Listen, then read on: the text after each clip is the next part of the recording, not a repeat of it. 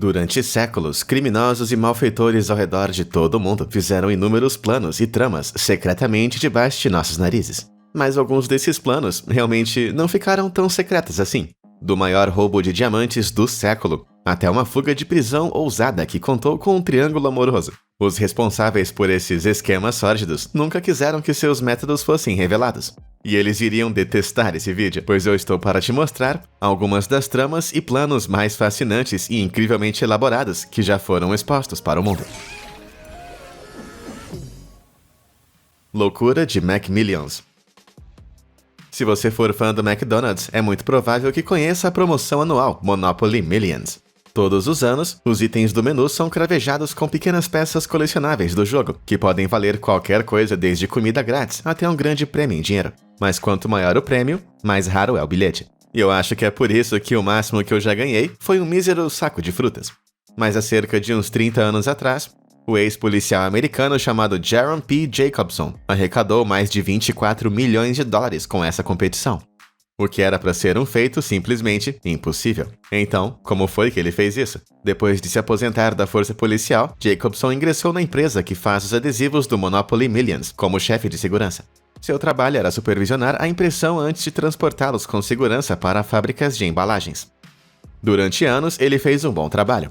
Mas em 1989, Jacobson decidiu testar a sua sorte. Ele deu ao seu irmão um adesivo com o valor de 25 mil dólares. E quando ele pegou o dinheiro, ninguém duvidou dele. Cheio de confiança, Jacobson começou a pegar peças vencedoras, substituindo elas por não vencedoras, e vendendo os bilhetes vencedores a amigos e associados por uma fração do seu valor. Ele acabou fazendo isso por alguns anos, mas foi em 1995 que Jacobson recebeu por engano um lote de selos invioláveis que foram usados para proteger envelopes inteiros de adesivos vencedores. Comparado a antes, quando ele pegava aos poucos, agora ele podia trocar lotes inteiros de tickets vencedores, e então selar todos os envelopes, de maneira que ninguém jamais fosse perceber. Em pouco tempo ele estava vendendo para qualquer um que comprasse, incluindo mafiosos, donos de clube de striptease e traficantes. Essa rede obscura de pessoas ao redor de Jacobson acabou ganhando quase todos os prêmios nos Estados Unidos durante anos. E Jacobson sozinho ganhou colossais 24 milhões de dólares com seu esquema. Mas, no entanto, em 2000, o FBI recebeu uma denúncia anônima de que um dos vencedores de $1 milhão, na verdade, era uma fraude.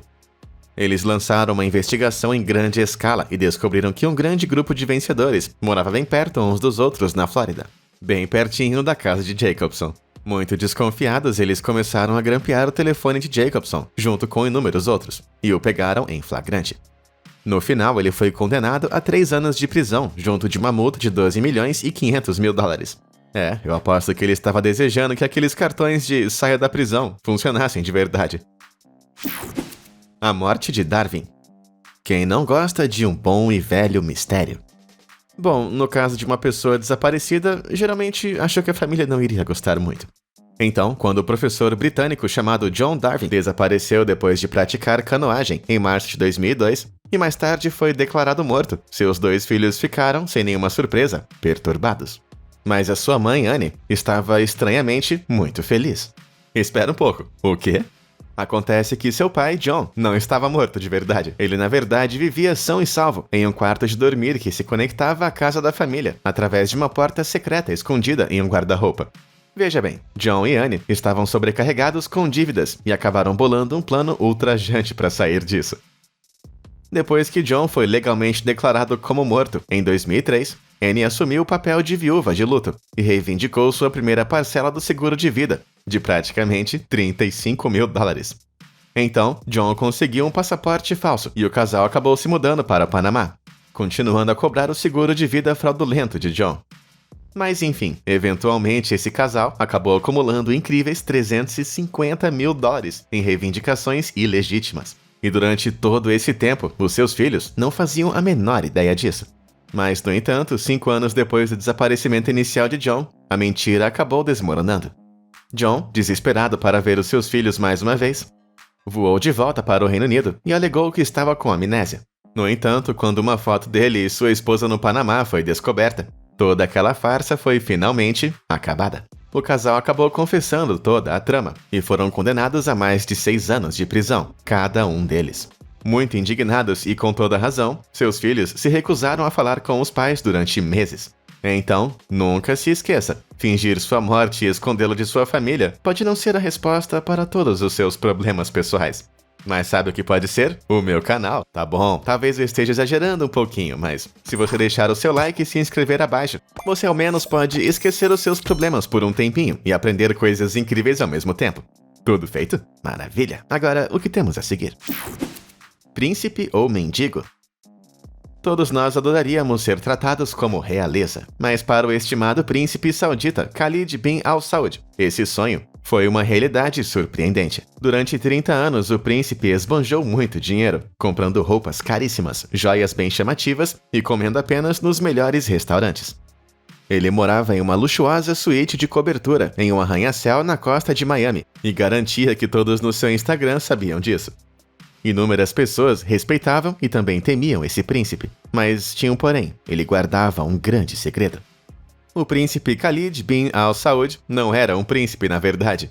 Ele era um órfão colombiano chamado Anthony Gignac. Gignac era um vigarista em série que havia aprimorado seu ofício ao se passar por muitos membros da realeza saudita ao longo dos anos. Ele usou as personas para enganar as pessoas, para que lhe dessem presentes caros, e até conseguiu atingir praticamente 8 milhões de dólares enganando um grupo de investidores, de alguma maneira. Eles achavam que ele possuía ações lucrativas da companhia petrolífera Saudi Aramco, e lhe pagaram por elas. Mas ele mentiu e usou o dinheiro para continuar financiando seu estilo de vida luxuoso. Sua conta no Instagram nada mais era do que uma ferramenta para ajudar a convencer as pessoas de seu status principesco, exibindo-se ao mundo para cimentar o engano. Mas foi no ano de 2017 que toda a fachada de Gignac finalmente desabou. Durante algumas negociações de investimento, o bilionário imobiliário Donald Soffer notou o príncipe comendo carne de porco, uma carne que muçulmanos não consomem por motivos religiosos, algo comum entre todos os membros da realeza saudita. E além disso, ele também estupidamente postou essa refeição em seu Instagram. Muito desconfiado, Soffer contratou investigadores particulares, que acabaram descobrindo as mentiras de Gignac. E sem surpresa, ele acabou sendo condenado a 18 anos de prisão por fraude. Eu acho que vai ser bem difícil fazer aquela cela de prisão escura parecer instagramável. Jantar de Banksy. Se você conhece o grafiteiro britânico famoso Banksy, você vai saber que ele é famoso por manter a sua identidade em total segredo. Então, quando a atriz britânica Joan Collins recebeu um convite para organizar um jantar para a figura misteriosa no ano de 2009, ela aceitou sem ao menos hesitar. Vários outros convidados famosos também foram convidados, e todos eles chegaram a uma grande casa de campo para finalmente conhecer o homem por trás das obras de arte incríveis. Com certeza, ele apareceu. E durante 5 horas, Joan o entreteve ao lado de outros convidados, que foram todos levados pelas opiniões de Banksy sobre a arte e também a vida. Mas havia apenas um pequeno probleminha. Aquele homem, na verdade, não era Banksy. Acontece que todo aquele jantar foi uma manobra incrivelmente elaborada, inventada pelo empresário conservador Ivan Massol. Ele montou e filmou tudo aquilo com a intenção de vendê-lo a uma emissora de TV, como sendo a primeira vez que Banksy finalmente se revelou ao público. Aquele Banksy ali, na verdade, era apenas um ator, chamado Brian Lawrence, que deveria ter ficado bem famoso depois daquela performance. Todas as pessoas que estavam presentes na festa caíram nesse esquema. Mas não demorou muito para que jornalistas vasculhassem e desmascarassem toda essa trama. Eu me pergunto o que o verdadeiro Banksy pensou sobre toda essa situação. Se você está assistindo, diz aí pra mim nos comentários o que você acha, Banksy. Dalí duvidoso. No mundo das belas artes, os fraudadores estão por toda parte. E em maio do ano de 2015, o ávido colecionador de arte londrino James Stunt sabia muito bem disso. Então, quando ele adquiriu uma nova e desconhecida obra de arte do famoso surrealista espanhol Salvador Dalí, ele sabia que precisava autenticá-la.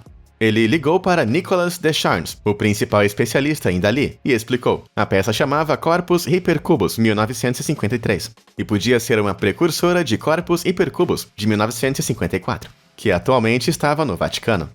Descharnes saiu correndo para Londres, mas ao examinar a pintura, ele julgou que era uma farsa. Era, na verdade, disse Descharnes, Uma réplica muito convincente produzida legalmente por um certo Tony Tetro, que os vendia para ganhar a vida. Para uma segunda opinião, Descharnes deu à Stunt os detalhes de contato do colega especialista Frank Hunter, e depois se separou. Porém, 4 anos depois, ele teve um grande choque. Em 2019, Hunter entrou em contato com Descharnes. Ele disse que havia recebido um e-mail, supostamente do próprio Descharnes, onde ele dizia que a pintura era de verdade. Só que na realidade, aquele e-mail havia sido enviado por Stunt, que editou e encaminhou o e-mail de Descharnes para dizer que era de verdade. Ele também recebeu uma fatura endereçada a Stunt, do mega negociante de arte chamado David Nahmad, sugerindo que Stunt havia comprado a pintura dele. Mas a questão é que Nahmad negou ter possuído. E além de tudo isso, Hunter também recebeu um terceiro documento. Esse era uma cópia de um acordo entre Stunt e a histórica propriedade escocesa chamada Dumfries House.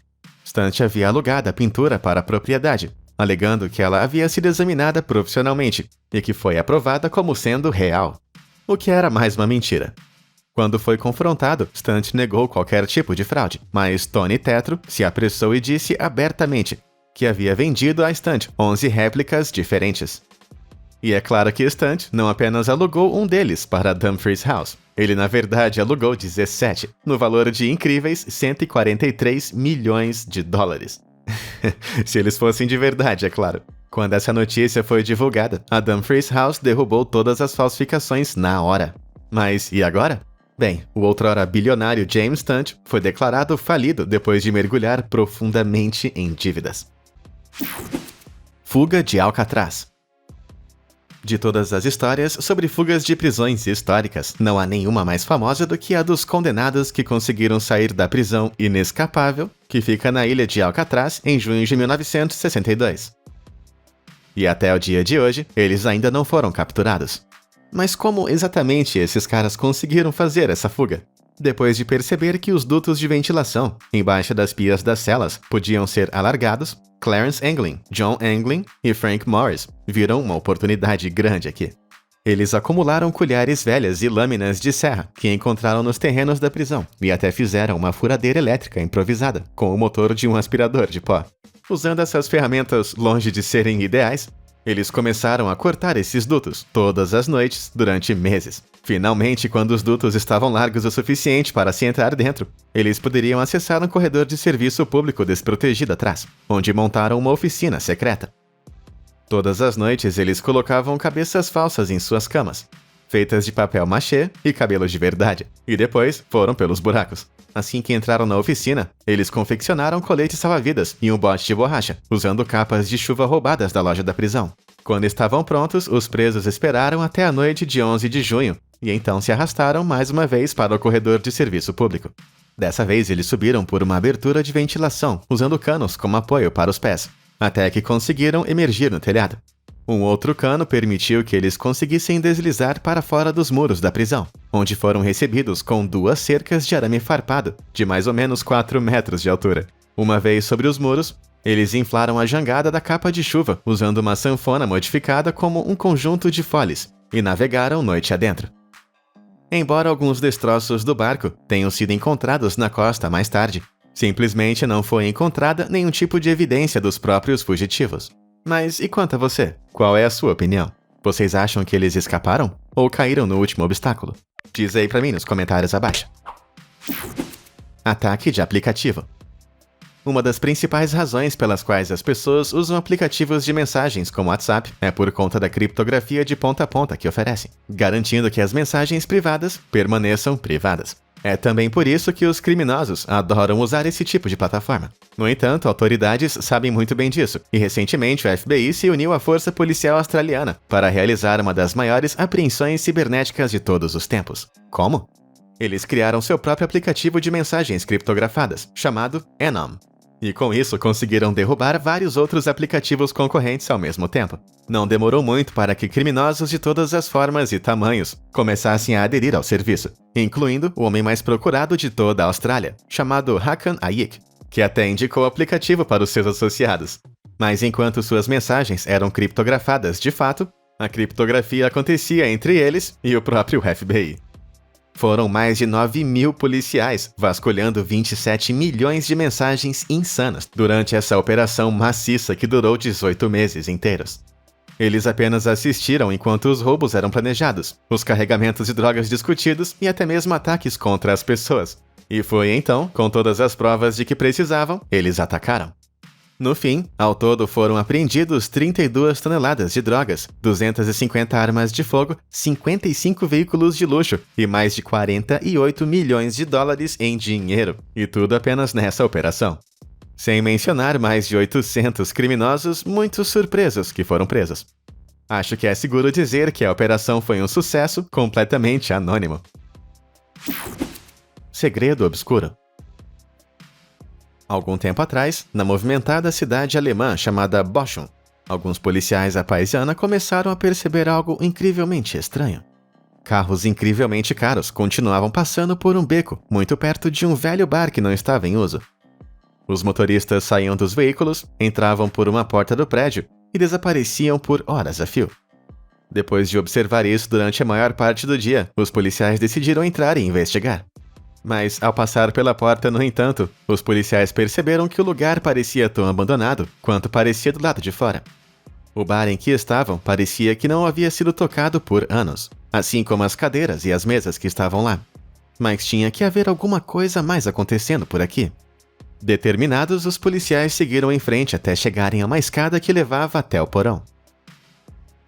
Depois de descer as escadas, eles encontraram o que estavam procurando. Uma pequena porta secreta estava escondida na parede.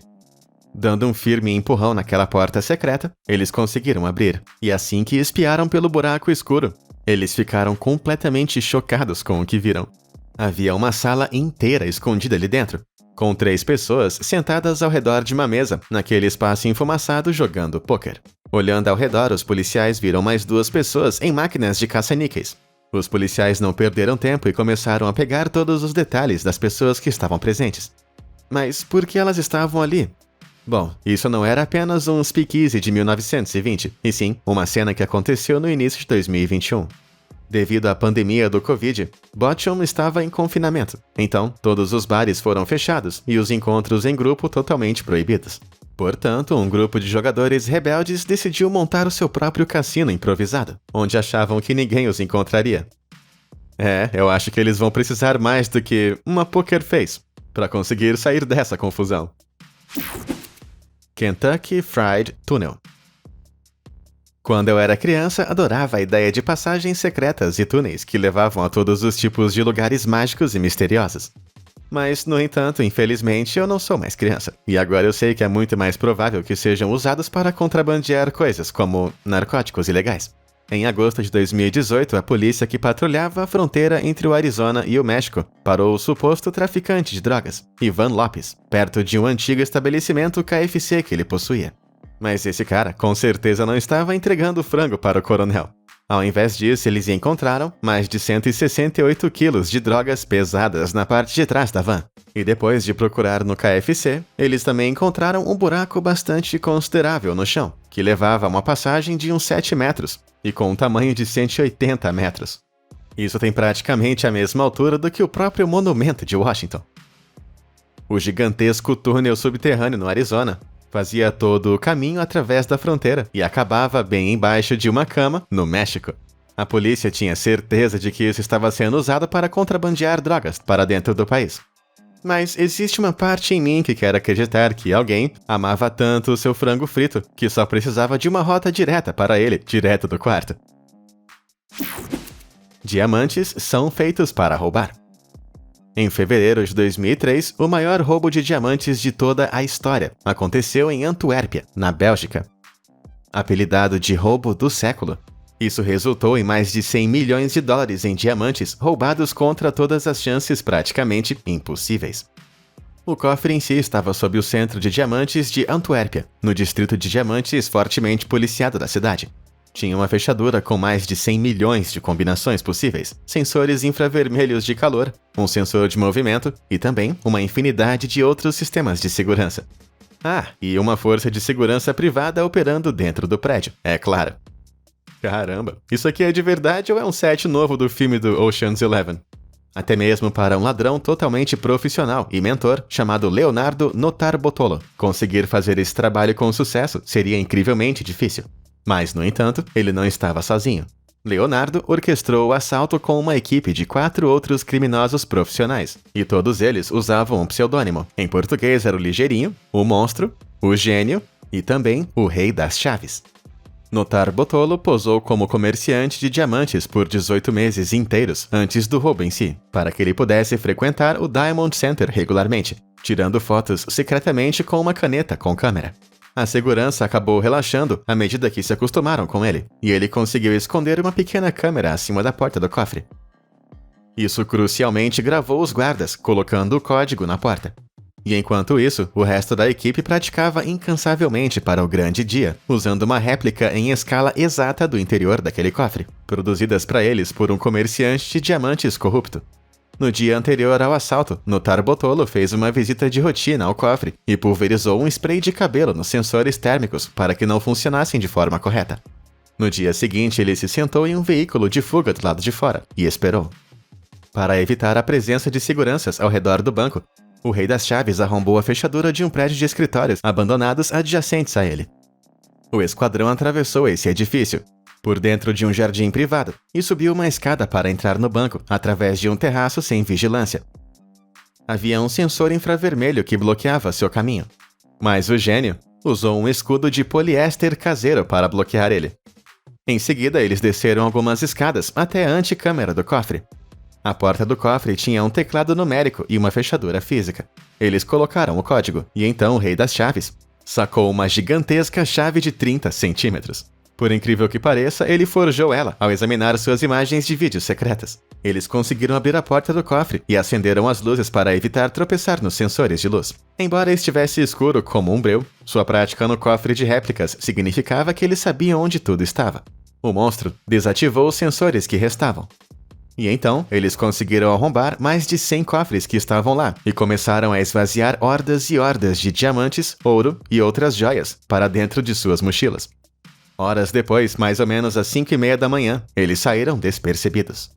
E toda essa operação, com certeza, ficaria despercebida, se não fosse pelo Ligeirinho. Enquanto estava descartando as provas, o ansioso membro da equipe teve um ataque de pânico e jogou apressadamente documentos relativos ao banco em alguns arbustos, que depois foram encontrados e eventualmente rastreados até Notarbotolo. E eventualmente, nas semanas seguintes, todos eles foram rastreados e condenados à prisão. Todos presos menos o Rei das Chaves, que continua desaparecido junto de todos os diamantes que eles roubaram. Ah, então eu acho que esse apelido que ele tem de rei tem um motivo. Choque Shawshank.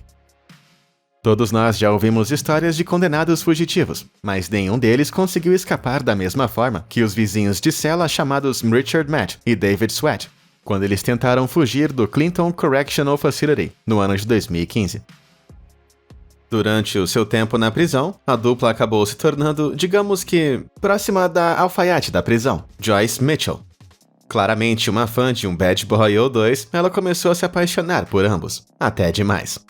Por conta disso, ela começou a fazer favores para os dois. Como uma psicopata Ronald McDonald, ela escondia lâminas de serra, cinzéis e outras ferramentas dentro do hambúrguer, e era capaz de entregar para eles tudo o que precisavam para fazer a sua ousada fuga. Mas acontece que Joyce não era a única do lado de dentro ajudando essa terrível dupla. Um guarda prisional chamado Gene Palmer era um fã particular de Richard. Ele costumava pintar retratos de celebridades enquanto estava em sua cela, e Gene começou a gostar deles. Em troca de sua arte, ele deixou Richard e David passarem pelos detectores de metal da prisão, o que permitiu que eles contrabandeassem as ferramentas que Joyce lhes deu em suas celas. Depois de adquirir tudo o que precisavam, eles começaram a trabalhar cortando as paredes de metal de suas celas. Isso levou meses de trabalho árduo, mas eventualmente eles conseguiram passar, acessando o poço que tinha atrás. Seguindo o caminho para baixo, eles alcançaram um cano de aço largo o suficiente para ser rastejado, que eles sabiam que levava para fora.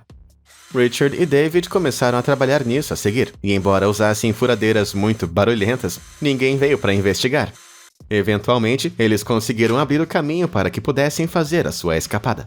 Joyce, ainda apaixonada pela dupla, concordou em encontrá-los em um carro de fuga naquele dia tão especial, em 5 de junho. Bom, eventualmente chegou o dia da fuga. e eles começaram a atravessar aquele poço, deixando para trás várias notas zombando de seus ex-captores. Um deles, que ficou preso no cano, tinha uma imagem bem obscena desenhada, junto com as palavras "Tenha um bom dia". No entanto, uma vez que eles chegaram ao mundo livre, o seu plano acabou desmoronando. Eles não conseguiam encontrar Joyce em lugar nenhum. A funcionária da prisão acabou ficando com medo no último minuto e desistiu. A dupla foi forçada a andar e conseguiu evitar a recaptura por 3 semanas inteiras.